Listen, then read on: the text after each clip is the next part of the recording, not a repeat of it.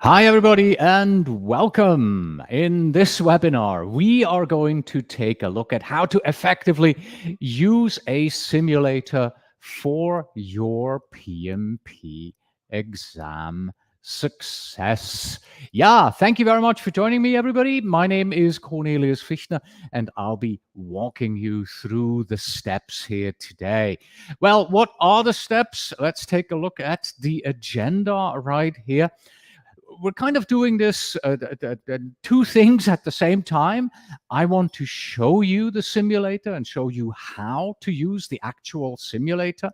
And at the same time, I also have this presentation here where we're going to take a look at various features of a good PMP exam simulator. We'll look at the strategy. I'll have a take action for you at the end to kind of guide you and show you where you want to go forward. All right. And during all of this, during this webinar, I'm also going to bring in a number of lessons learned here.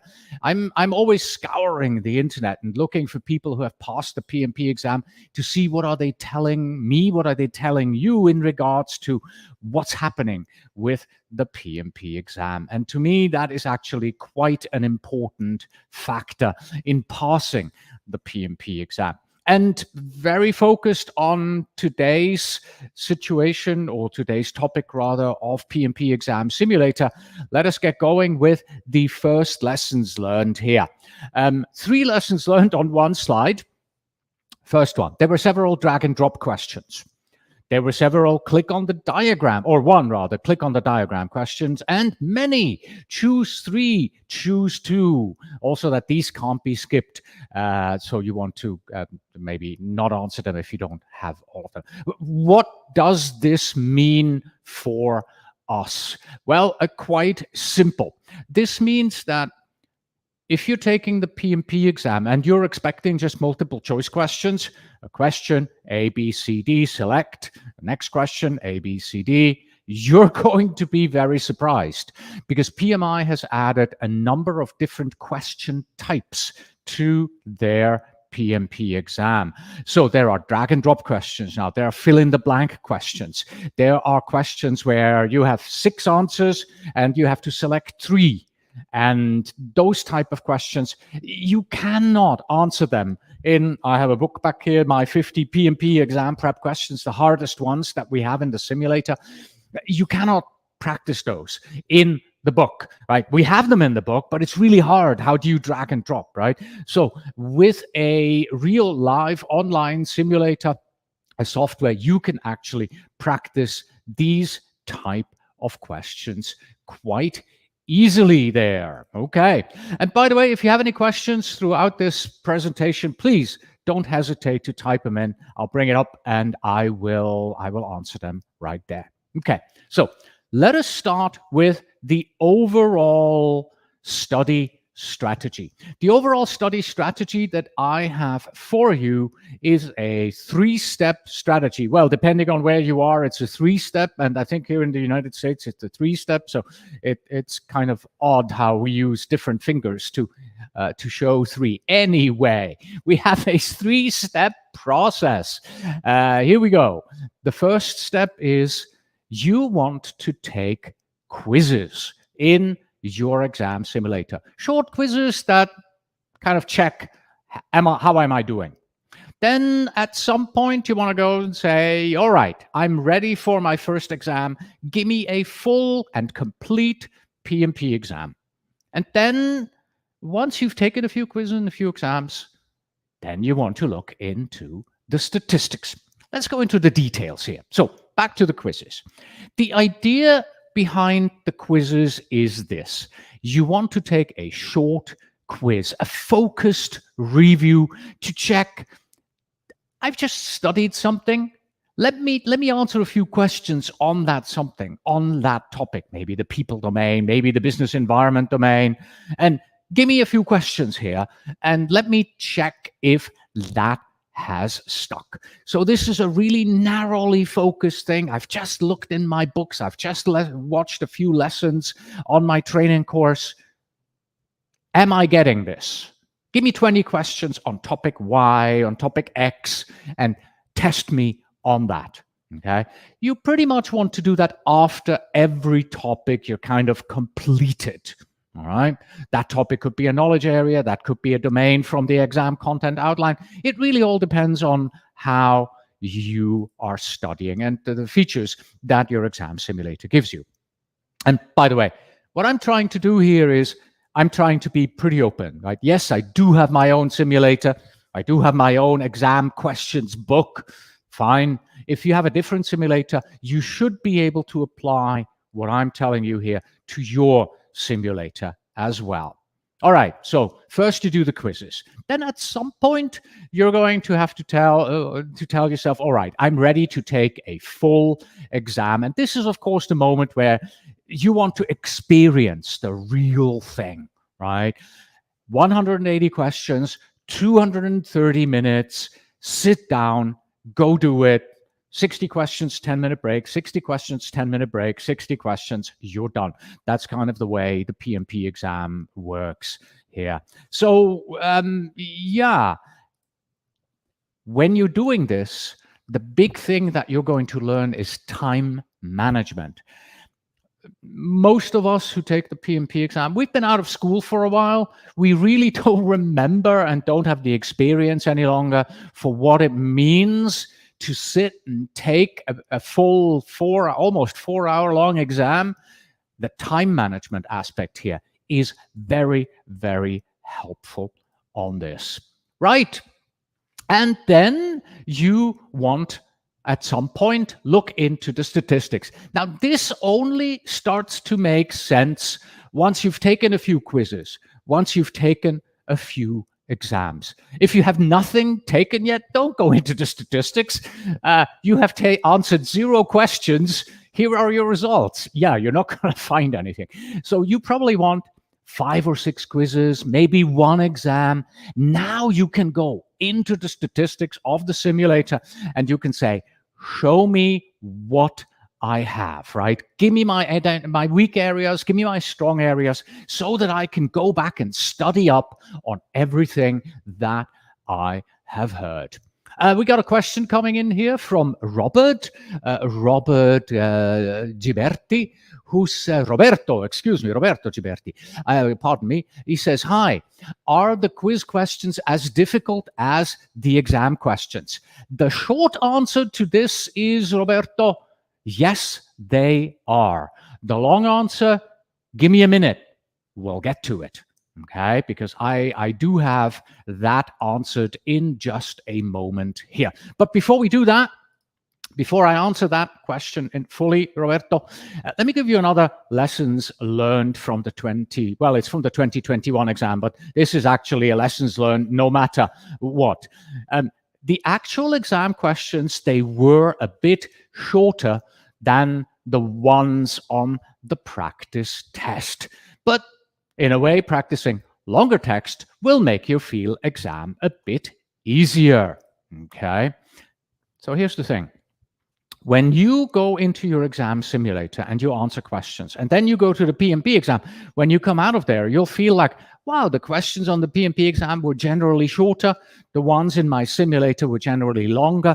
That gave me more time, right? I'm used to seeing longer questions. And now on the exam, I had shorter questions. Fine, that helps you to actually be faster during the PMP exam. Now, why is that? Why are the questions generally longer? Again, I'm going to defer to later. There is an explanation why this is so, and we'll look at that after we've seen the exam simulator in action here. And this is the next thing that we want to do. We want to launch the PMP Exam Simulator at pmexamsimulator.com. Let me type that in here so that you know pmexam-simulator.com. https:// there we go. All right, I'm sending this out here on the chat to both Facebook and YouTube.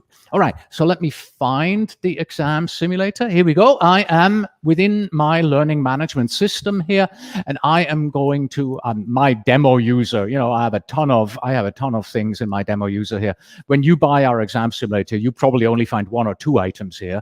So I want to start the PMP Exam Simulator right here.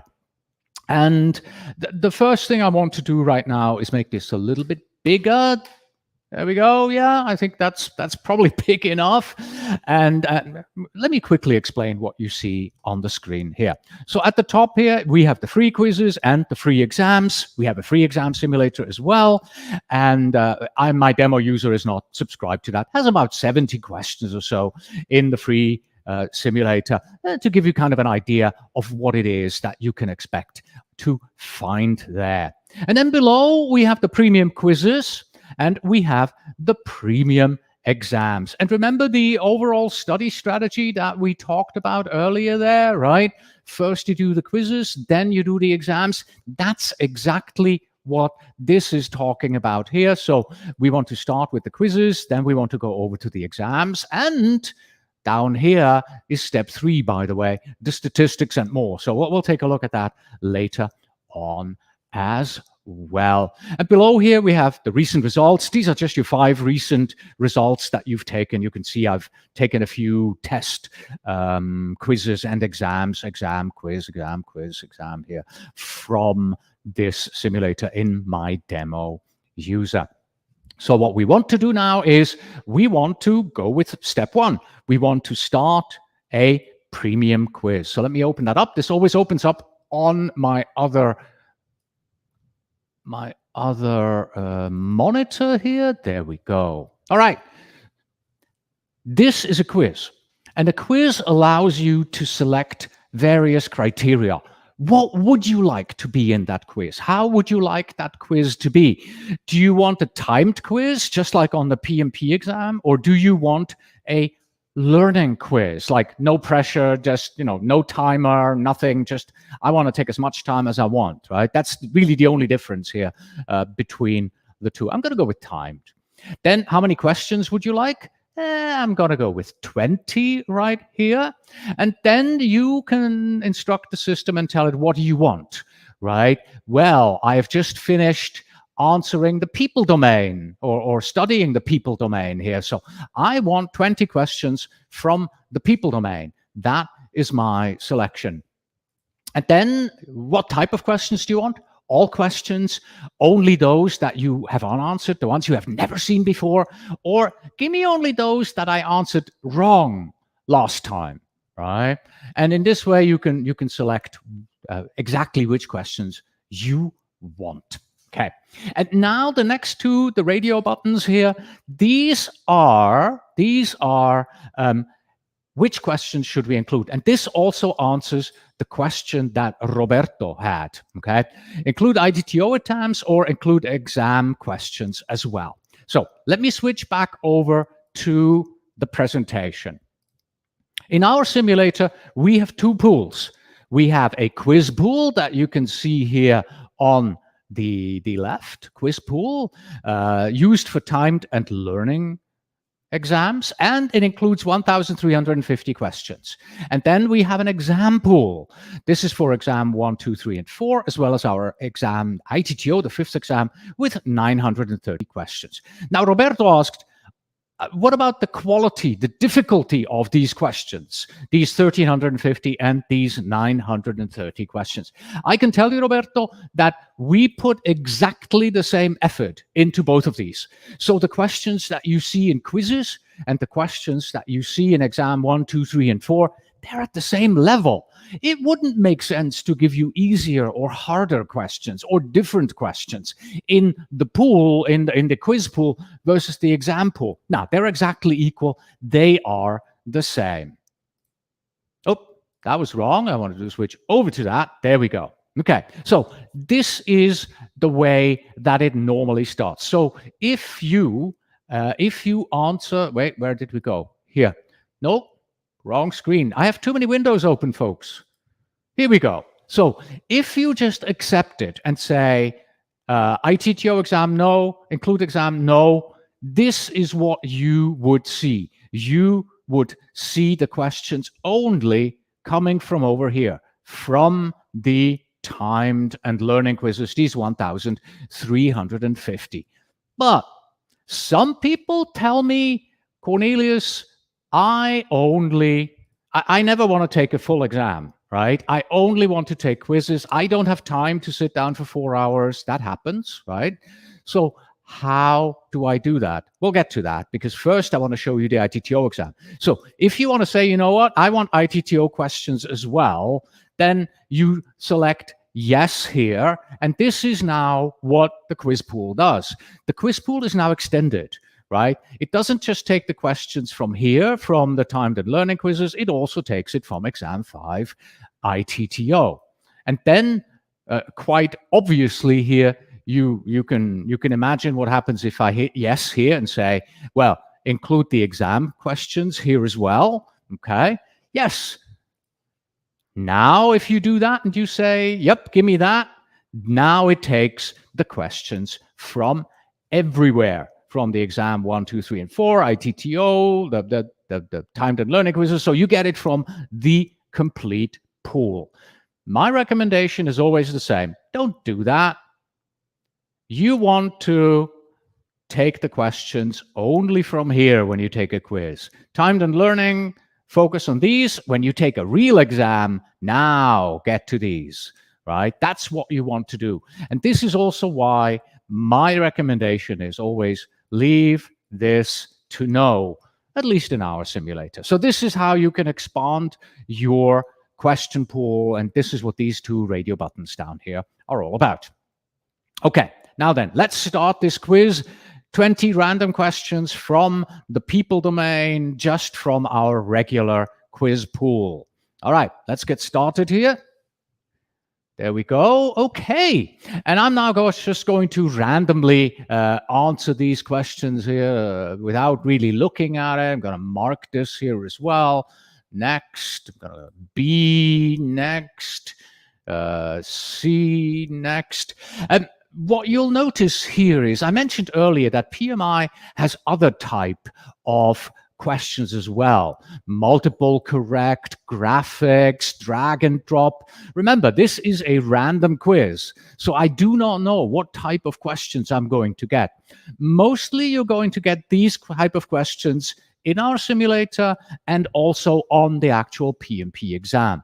But there is no telling whether or not there is going to be a multiple choice exam, a multiple correct exam question in here, or a drag and drop, or a graphic. I'm just going to go through all 20 right now here, very, very briefly, just to see if we have one here, just randomly picking an answer and moving on. Let me mark this one as well here.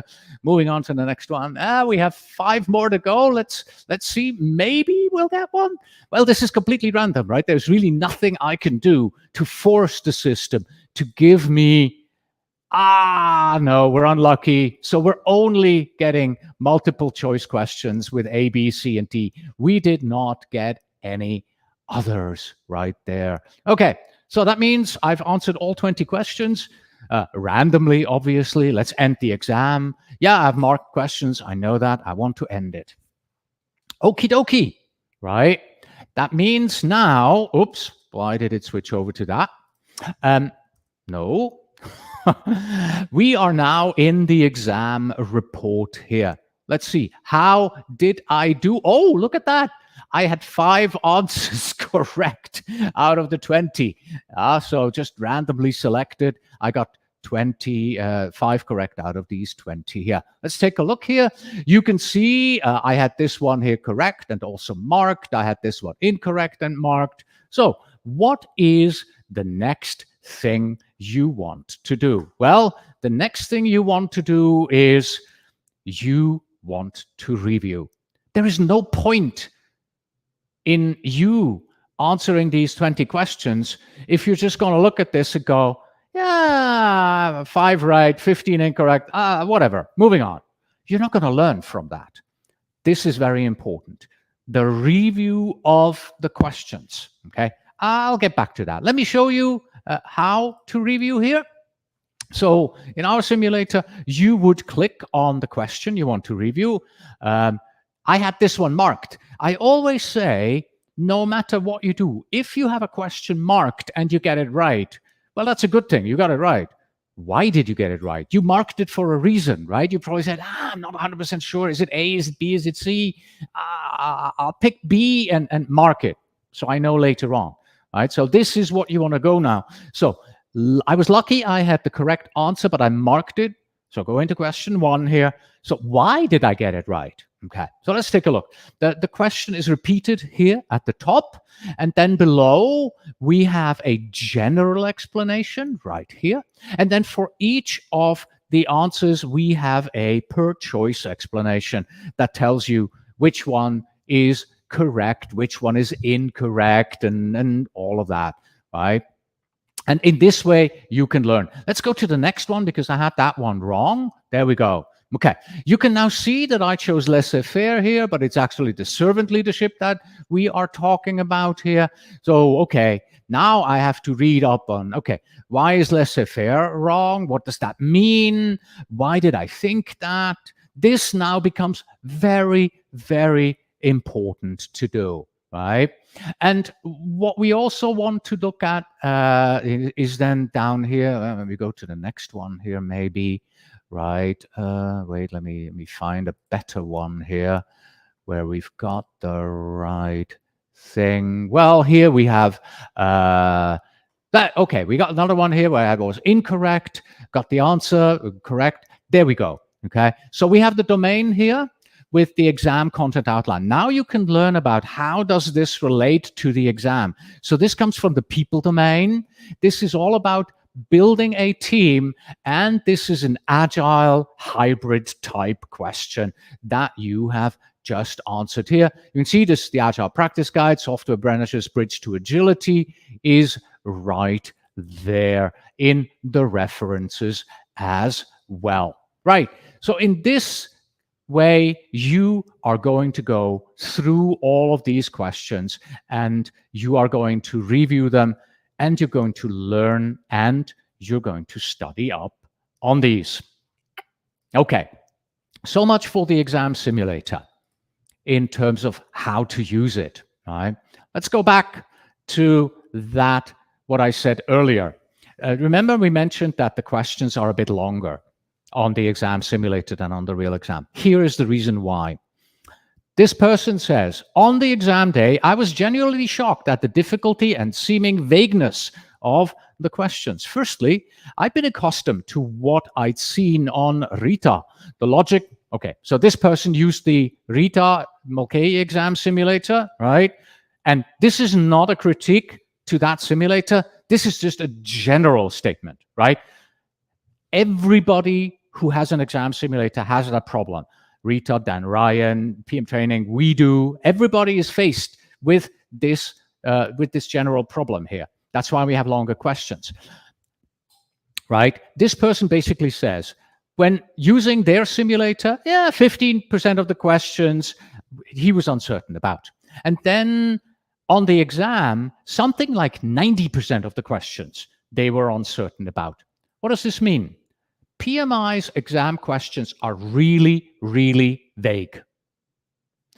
If we exam simulator providers gave you questions that were just as vague and kind of don't really know, and what do you mean? And so the high vagueness, you would write to us, you would complain. From morning to evening, we would do nothing but respond to people and telling them, look, that's what the PMP exam question is really like. The questions are vague. So we tend to make our questions a little longer, a little less vague, so that we don't get into the disagreements with the student. Once you've taken the PMP exam, you're going to go, man, you were right.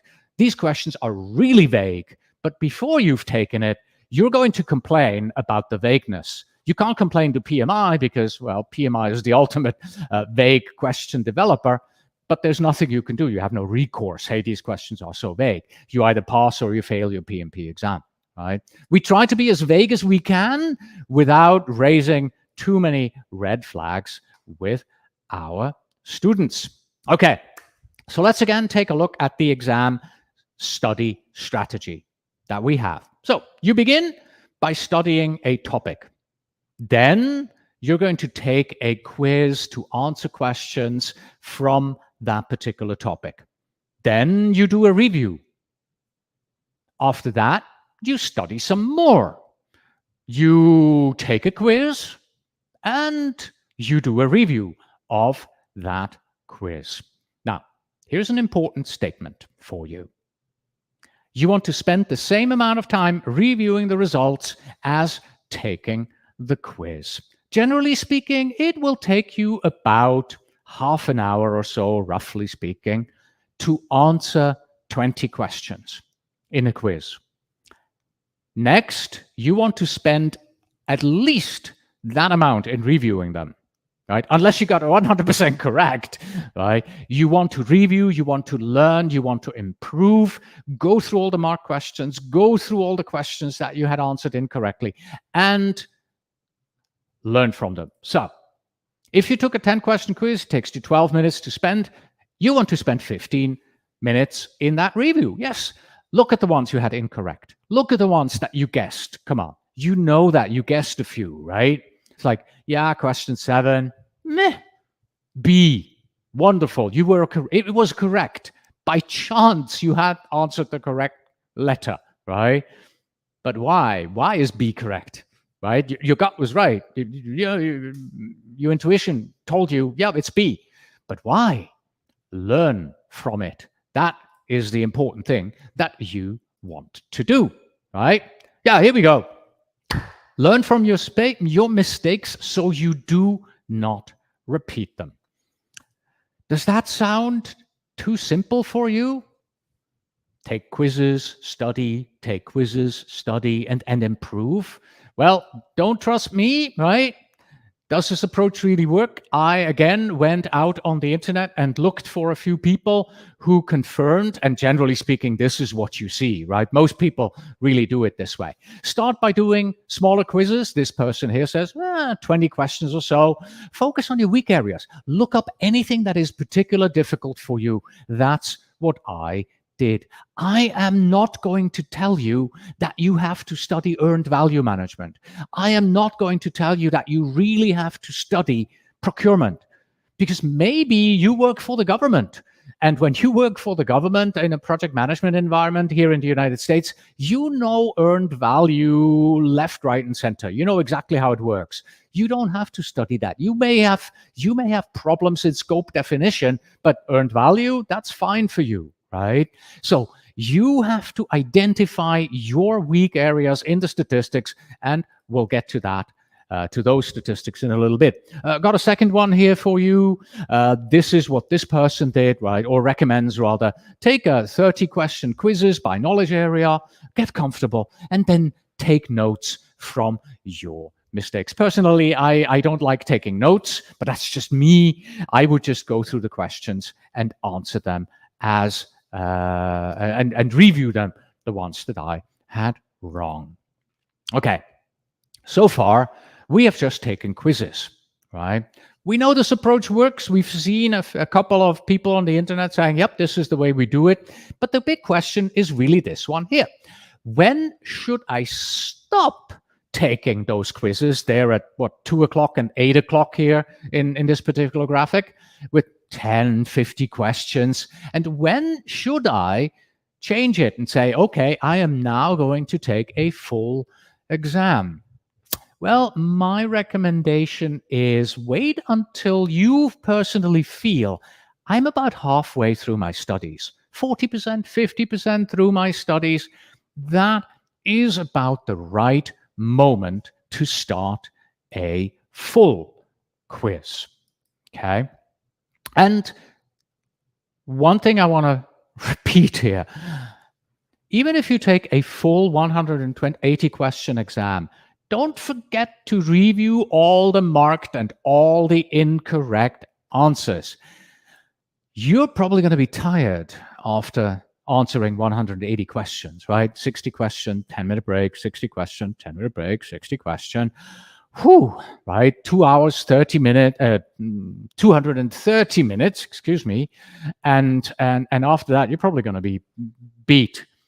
You may take a look at it and just generally analyze your results, but then you're going to go, whew, now I'm going to bed.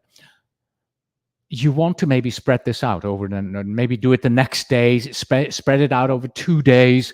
You want to review those questions, right? This is the most important thing. Learn from your mistakes, even if you have to spread it out across multiple days right there. Also, we're not really replacing the quizzes with exams. We're adding exams to quizzes. So you're not just saying, well, from now on, I'm only taking 180 question full exams. No. You've just taken a full exam. You see how it goes. You're kind of like, yeah, it took way too long, felt uncomfortable and all that. And now you want to go back to the quizzes, right? Because you're now studying the next topic and the next topic, and you want to do quizzes. Oh, also, if you're planning on taking the exam from home, then do it in your normal environment, right? If this is, well, okay, this is my office, but if this were your office, take a look at the requirements. What does your workstation need to look like during the live online PMP exam, right? For example, you can't have anything behind you. Your desk has to be completely clean. Do that. Build the place where you practice your exam at home exactly the way it's going to be during your actual exam. This will help you as well to get more comfortable during the exam just by being in the right environment. Yeah, also as a reminder, the exams and the quizzes, they use a separate quiz pool. Okay, so it doesn't really matter if you use up the whole quiz pool first and then you switch over to the exams, because you won't see the questions anymore unless you click those radio buttons and say, okay, I want to take an exam, but I want to take a quiz, but give me the questions from the exams anyway. Put them in here. Well, yeah, then you're going to see double, right? You're going to see them first in a quiz, and you're going to see them later on in the exam as well. Right. I want to talk about a few more aspects that are important for you also to understand in regards to the PMP exam. First of all, if you are not Agile certified, if you do not come from an Agile environment, then Agile questions will challenge you. They will be more difficult than normal predictive plan-driven questions. Okay. We know this because our simulator statistics show that. We have a number of questions, both in our Agile simulator and in our PMP exam simulator. I mean, there's only so much I can ask about a burn down chart, right? So we're using the same questions on both sides. So we have a one-to-one comparison in regards to who's doing better. And our statistics show that as a PMP student, you are up to 32% more likely to get an Agile question wrong. So out of 100 PMP students and 100 ACP students, you know, if 100% of the ACP students answer it correctly, yeah, 68% of PMP students are likely going to pick the right one, and 32% are going to pick the wrong one. I've got two question IDs here. These are just the question IDs from the simulator, right? You can see the difference here for the first one. In the Agile simulator, 72% answered it correctly. On the PMP exam, 48%. And for the second one there, it's even worse, 67 to 36%, right? And this goes throughout, right? There is always a gap between PMP students and ACP students when we're talking about Agile questions. And this is really a duh, because an ACP student is focused on Agile questions. As a PMP student, you're a generalist. You have to know everything. of course you're going to be having a little bit more trouble identifying the correct answers. Nothing to be worried about, just something to be aware of. Next, time management. This is also something that is going to be surprising to you. During the PrepCast practice exams, I finished with about an hour left. But on the real exam, I answered my last question with just 1 minute left. Right? During the first 60 questions, I fell behind on time, and I had to really speed things up during the last 120 questions there. So be prepared to, you have to keep pace. You really have to keep going. I'll repeat that near the end again. Make sure that this sticks there. I mentioned this a couple of times, right? Time management is important, right? So you want to practice good time management. The PMP exam now comes in 3 parts. You answer 60 questions, then you should take a 10-minute break. Then you go back, you answer the next 60 questions, and then you answer the final 60 questions after another 10-minute break. And you cannot go forward and backward, right? So once you are here in part 2, once you are looking here at these 60 questions right here, you cannot go back and change anything from here. And you also cannot go forward and look at these yet, right? So it's 60 questions, submit, 60 questions, submit, 60 questions, and you're a PMP. But you cannot switch between these 3 segments right there. So this is also something that you want to be aware of before you take the PMP exam. Yeah, and now let's take a little bit of a look at the statistics here. This is now step 3, statistics to identify your exam readiness. You want to identify your weak areas by knowledge area, by domain, overall. You can also compare yourself to people who have actually reported back to us how they did on the real PMP exam. So once again, let's open up the PM Exam Simulator here. Where do I have it? Let's see. There we are. Right there. So this is where we started off. The statistics are down here. So I'm going to click on that and it'll open up in a new tab. There we go. All right. So in the statistics, we have multiple tabs here and we'll go through them one by one. So in the overview, you can just take a look at how many exams and how many quizzes you have taken and how you are faring in the last 30 days here. I've only taken 1 exam, and in the last 60 days as well, same thing. How am I doing against all these other people here on the real PMP exam? Right, I failed 100% of them. Right, everyone passes 47. So this is quite good to just see how am I doing against the others. Then the details here. These are all the quizzes that I have taken, all the exams. So remember, here on the main page, there are only 5 here. So if you want to say, well, what about the first one? I want to go back to the very first one I've taken. Well, that's right here on the details page. You can open this up right there and go back to the old one.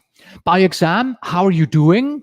In exam 1, I failed miserably on the first attempt in all of them, right? Very likely this will be the same for you when you take your first exam, that you probably fail the first one. That's expected. But then, you'll get better and better as you go and continue. By knowledge area, how am I doing by knowledge area there? Which one is my weakest knowledge area? Let's see, out of the ones I've answered, 20%, 10% here, right? So I got 10% in, so cost management is my weakest knowledge area. I now know that I should probably study a little bit more about the cost management. Got a question here from Narendra Singh Patil. Is there a separate Agile question set? No, Narendra Singh, there isn't, right? We do not offer that at this point, right? Jacques says, I certainly do not recommend taking the breaks in virtual exam. If you leave the room during the break, the monitor will tell you you were not allowed to do it and block your exam. Actually, that is incorrect. Jacques, I've tested, I've done several live streams where I've had people on the live stream who had just recently taken the exam. When the 60 questions are up and you take the break, you are allowed to leave the room. That's the whole point. That's why PMI is doing this. You have to get up, you have to go to the bathroom. You can't sit there for 230 minutes. That's the way it was at the beginning, okay? So I know for a fact that 60 questions, now the break begins. There is a countdown timer. You are allowed to get up and leave the room. Are there people out there who say, I did that and my exam got canceled? Yes, there are, but this is the way it is supposed to be. Yeah, exactly. That's what happened to you, right? If this happened to you, then you have the right to complain to PMI and say, folks, your proctors have no idea what they're doing. I got up during the break. The proctor canceled my exam. I want to take a free exam again because you messed up. It wasn't me who messed up. The proctor applied the rules incorrectly. So you are unfortunately one of the people who got their exam canceled, even though you followed the rules quite clearly. So back to our statistics here, right? So this is by knowledge area. Then we have by domain here, which is people, process, and business environment. Here, my business environment. I should probably study up a little bit more here on this right there, okay? And now comes the big one here, exam feedback. What is this? 60 days after your simulator expires in our system, we'll send you a survey and say, have you passed your exam? Did you pass? Did you pass on a first, second, or third attempt? How did you actually do on your exam? Completely anonymous. We don't track who tells us this, but what we do track is this here, right? We can tell that if you are at about 70 to 80% correct here, you have a roughly 78% chance of passing the exam. Here you have a 79% chance of passing the exam at 60 to 70%, right? So you have to be in roughly this area right here in order to have a chance of passing your exam somewhere here in the 80s, okay? Here is what we recommend. We recommend that you are in roughly this segment right here, 70 to 80% correct. This is from 1,990 respondents from the last time I pulled this out here. I do not know how many respondents we have currently in the exam simulator. I would need to figure this out right there.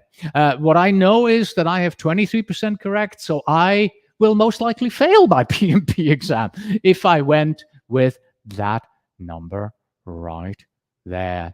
Okay. So again, your goal is you want to be at about 75%. That is our recommendation there. Aim for 75%, and you have a chance, a statistical chance of 80% and more of passing your exam on your first attempt. Obviously, my lawyer makes me say this, everybody's PMP exam is different.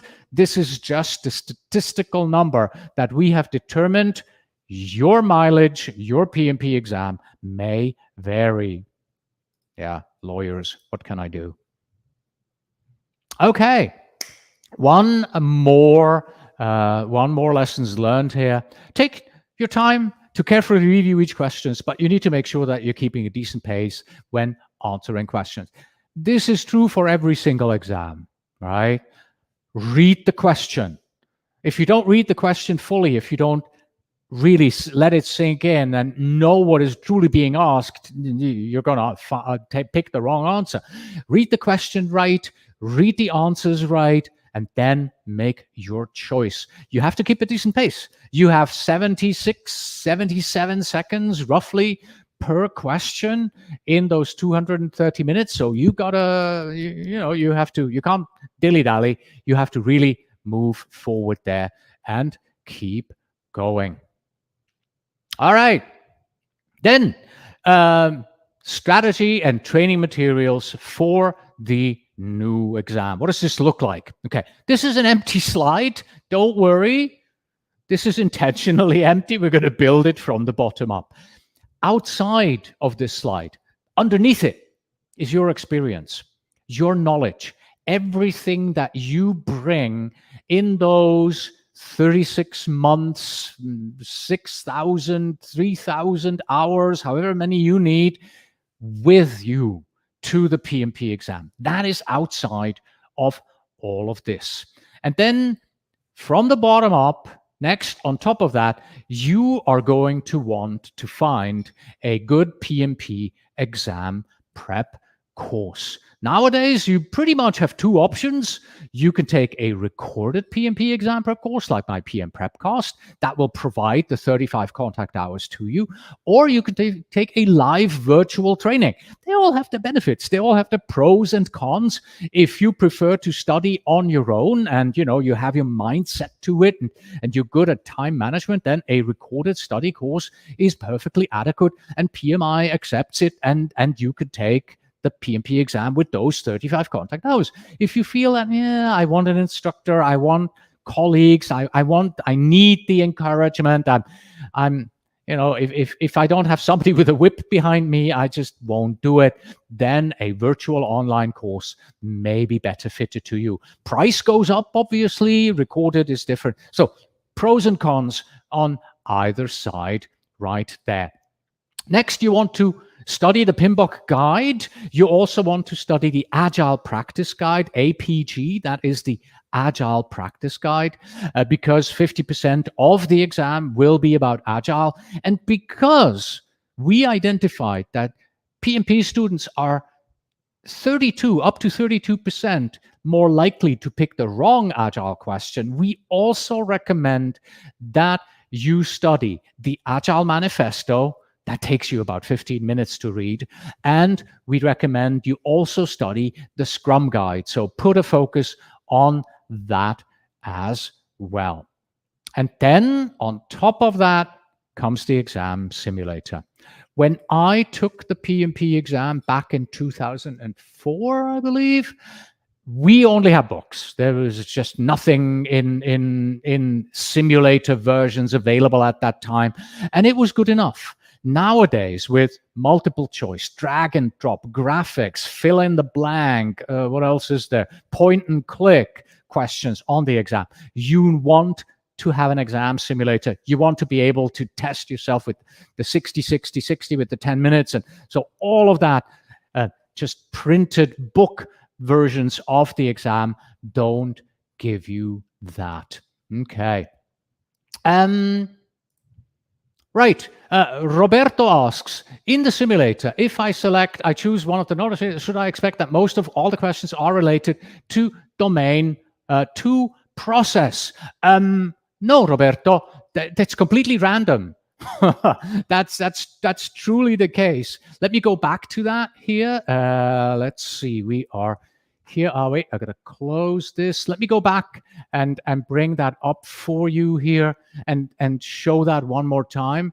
So you're asking, here we go. Oh, it opens up in my other screen again. There we are. So if you say, I want scope management right there, 10 questions on scope, will I get mostly questions from domain 2 process? No, because here it is completely random, right? It just picks 10 questions from scope.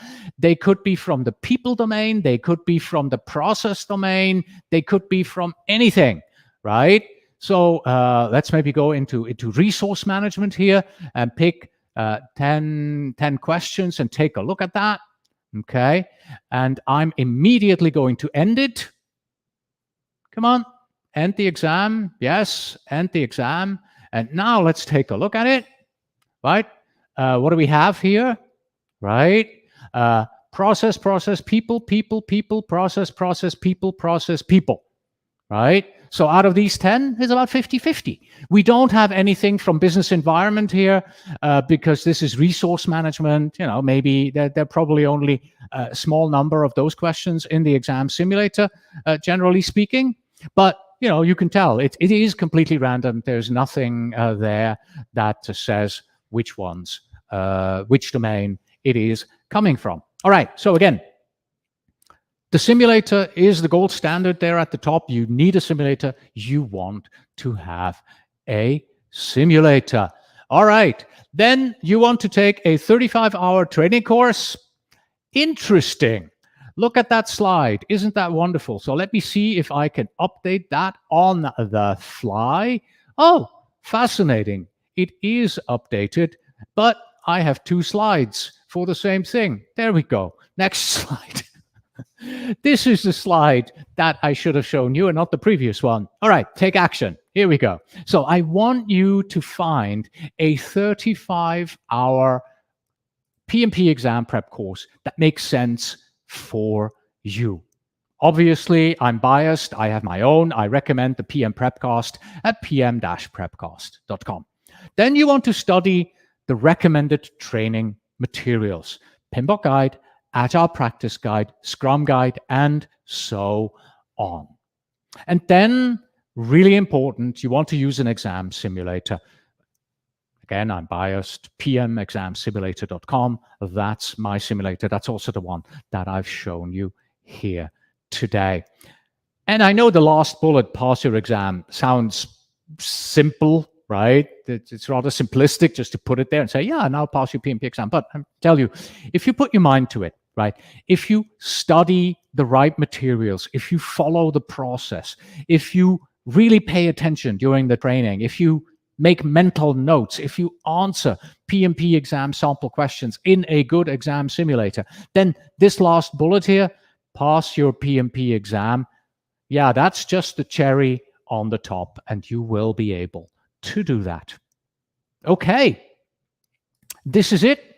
This is how to use a PMP exam simulator for your exam success. Study, take short quizzes based on what you just studied.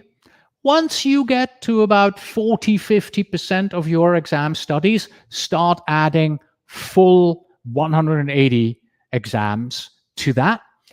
After a little while, look into your statistics.